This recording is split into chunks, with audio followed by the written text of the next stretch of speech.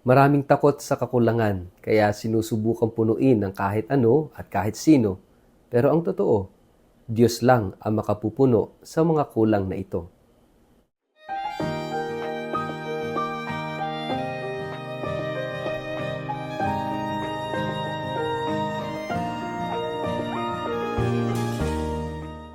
Ang mabuting balita ng Panginoon ayon kay San Lucas.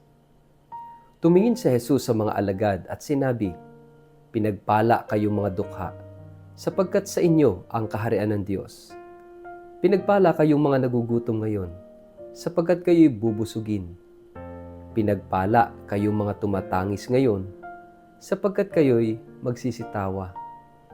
Pinagpala kayo kung dahil sa inyong pagsunod sa Anak ng Tao ay kinapupuotan kayo, ipinagtatabuyan at nilalait ng mga tao, at pinaparatangan kayo ay masama.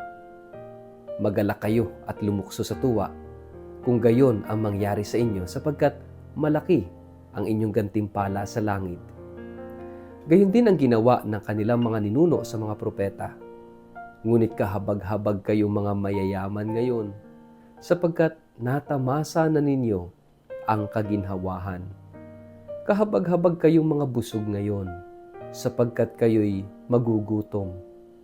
Kahabag-habag kayong mga tumatawa ngayon, sapagkat kayo'y magdadalamhati at magsisitangis. Kahabag-habag kayo kung kayo'y pinupuri ng lahat ng tao, sapagkat gayon din ang ginawa ng kanilang mga ninuno sa mga huwad na propeta. Ang mabuting balita ng Panginoon. Word of the day, hear what God has to say. Mapagpalang araw po sa inyong lahat. Kumusta po kayo? Ang atin pong word of the day ay empty. Bago po tayo magpalalim sa atin pong reflection sa araw na ito, kayo po'y muli kong inaanyayahan na huwag kakalimutan mag-like, mag-follow at mag-subscribe sa ating pong Facebook page at YouTube channel na Word of the Day. Ganon din po pakishare ang video ito sa inyong kapamilya, kamag-anak, kaibigan, mga kakilala sa social media para po sama-sama tayo sa pagiging media evangelizers at online missionaries na nagpapalaganap ng salita ng Diyos sa mundo ng social media. At kung kayo po ay nakikinig ng Word of the Day sa pamamagitan po ng Radyo Maria, mapagpalang pakikinig po sa inyong lahat. At maraming salamat po sa lahat ng mga subscribers ng Word of the Day. Ganoon din po sa lahat ng mga nagpapadala ng financial help para po sa sustainability ng ating online program at para po sa iba nating mga advocacies tulad ng scholarships at iba pa. Thank you so much po and God bless you more. Mga kapatid, dinadala tayo ng ating gospel today sa tunay na pangunawa kung sino ang mapalad at kung sino ang hindi mapalad o sino ang isinumpa.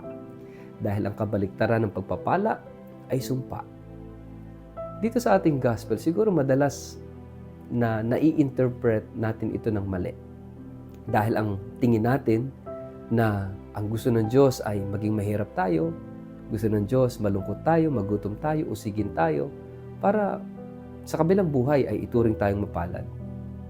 At kawawa, no, yung mga mayayaman ngayon, kawawa yung mga masasaya na ngayon o busog na ngayon kasi sa kabilang buhay ay magugutom, maghihirap. Ganun ba ang Diyos? Ibig sabihin, ang Diyos ba ay ayaw niya tayong umunlad? Ayaw niya tayong maging masaya sa buhay nito? Ayaw niya tayong mabusog? O ayaw niya tayong maging mapayapa ang buhay? Of course not. Hindi po yun ang punto ng ating gospel. Actually, ang gusto ng Diyos, magkaroon tayo ng isang ganap na buhay. Buhay na ganap at kasiyasiyan, that fullness of life. Pero ano yung sinasabi sa gospel today? It seems like hindi naman ito yung fullness of life. Yung bang fullness of life ay sa kabilang buhay? At kinakailangan ba nating maghirap, magutom, malungkot, usigin sa buhay nito para marating natin sa kabilang buhay yung fullness of life? Of course not. Sabi nga ng isang santo, the glory of God is man fully alive. At yung fully alive na yun ay dito sa buhay na ito ay marating natin yung ating best version of ourselves. Pero ano yung sinasabi sa gospel na ito? Mga kapatid, ang tinutukoy dito, balikan natin yung ating sarili. Para marating natin yung fullness of life, yung ganap na buhay, mag-uumpisa tayo sa step number 1. At ano yun? Sasagutin natin ang tanong, Sino ako? Lahat tayo nilikhang wangis ng Diyos. At lahat tayo, sabi nga ni Pope Benedict XVI, created by God, incomplete. Hindi kumpleto. Palaging incomplete tayo sa buhay na ito. At ito yung dahilan kung bakit naghahanap tayo ng kahulugan.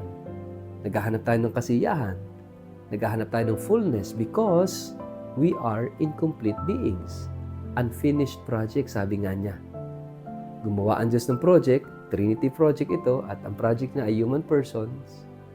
At itong human persons na ito ay incomplete project, unfinished project. Bakit? Para hanapin natin yung ating completion, hanapin natin yung kaganapan ng buhay, yung fullness of life, hanapin natin. At yan ang dahilan kung bakit tayo nabubuhay. The problem is, kung saan-saan natin hinahanap yung kapunuan. Kung saan-saan natin hinahanap yung completion, yung kaganapan na yun. Sa pera, sa trabaho, sa kapwa-tao, sa mga ambisyon natin, sa posisyon, o kaya naman ay sa kasikatan, katanyagan, sa mali natin madalas hinahanap. Kaya nga, doon nagmumula ang problema ng sangkatauhan kapag hindi sa Diyos hinanap yung completion. Dahil nilikha tayo ng Diyos incomplete at hahanapin dapat natin sa Diyos yung completion. Pero ang problema kung saan-saan, kung kani-kanino at kung paano natin hinahanap yung kaganapan na yun, yung kabuuan na yun, kapunuan natin. At yan ang nagiging dahilan kung bakit maraming naghihirap, bakit nag-aagawan, may nalulungkot, bakit may inuusig, kung bakit iba't ibang hirap sa buhay.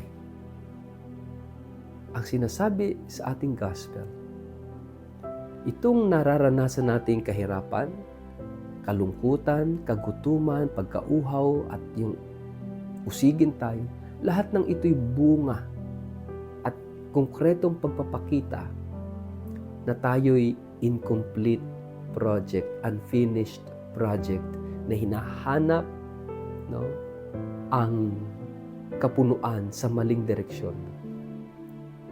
Kaya ang sinasabi rito ng Panginoon, sino ba yung mapalad? Hindi yung basta mahirap ka lang, mapalad ka na. Of course not. Nalulungkot ka lang, gutom ka lang, inuusi ka lang, mapalad ka na. Of course not. Ang sinasabi ng Panginoon dito, yung mga dukha na ang itinuturing na yaman ay ang Diyos. Yung mga gutom at uhaw na ang hinahanap na kabusugan ay ang Diyos. Yung mga malulungkot at ang hinahanap na kasiyahan ay ang Diyos. Yung inuusig at ang hinahanap na kasiguraduhan at proteksyon ay ang Diyos. At ang kabaliktaran nito, ito yung sumpa. Yung mga itinuturing na busog na sila dahil mayaman na, hindi na kailangan ang Diyos. Dahil masaya na, hindi na kailangan ng Diyos. Dahil busog na, hindi na kailangan ang Diyos. Dahil payapa ang buhay, walang problema, walang umuusig, ay hindi na kailangan ng Diyos. Yan ang sumpa. Mga kapatid, anuman ang pinagdaraanan natin sa buhay, lagi nating tatandaan, we are incomplete project, unfinished project. At hanapin natin ang kapunuan sa Diyos lang.